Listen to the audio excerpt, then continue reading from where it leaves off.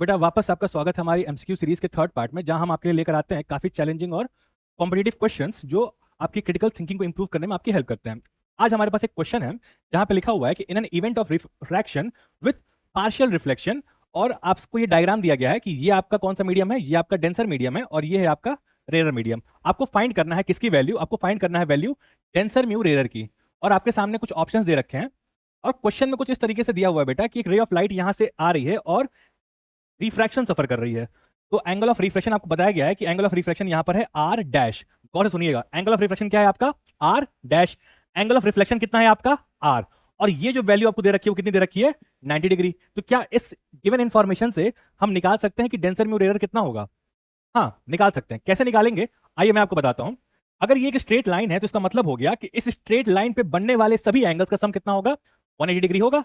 यानी कि मैं कह सकता हूं कि R plus 90 degree plus R dash की वैल्यू कितनी होगी 180 डिग्री। यानी कि आर प्लस आर डैश की वैल्यू कितनी हो जाएगी 90 डिग्री। अब यहां पे एक चीज गौर करो कि ये जो एंगल ऑफ ये आर जो लिखा हुआ है ये हमारा क्या है एंगल ऑफ रिफ्लेक्शन। और अगर ये एंगल ऑफ रिफ्लेक्शन है तो अगर ये आर है और ये आई है तो ये जो आर होगा तुम्हारा ये किसके बराबर होगा आई के बराबर होगा। यानी कि इस आर की जगह मैं और क्या लिख सकता हूं, मैं और लिख सकता हूं कि ये जो तुम्हारा angle I plus R dash है वो कितना है 90 डिग्री है।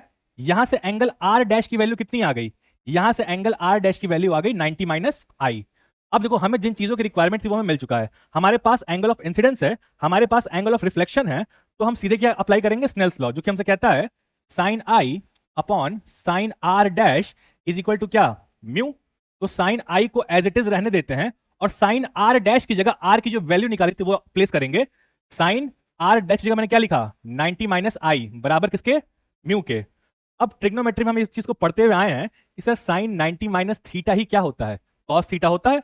तो अगर ये साइन आई है तो नीचे क्या बन जाएगा साइन 90 माइनस आई, यानी कि क्या हो गया कॉस आई, जो कि किसके बराबर है म्यू के बराबर है। और साइन आई अपॉन कॉस आई क्या बन जाएगा tan ऑफ आई, जो कि किसके बराबर होगा म्यू के बराबर होगा। तो मिलते हैं बेटा आपसे नेक्स्ट सीरीज में कुछ नए क्वेश्चंस के साथ, तब तक के लिए गुड बाय।